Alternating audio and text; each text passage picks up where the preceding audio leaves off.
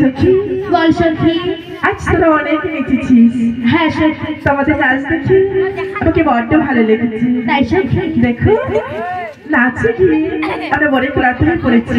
হ্যাঁ সখী এই বটে মুখে নিচে আমরা চলো সবাই একটু বিশ্রাম করবো। বেশ সখী। হরে কৃষ্ণ বাবু দেখতে দেখতে তো ফুল বাগানে চলে এসেছি। হরে কৃষ্ণ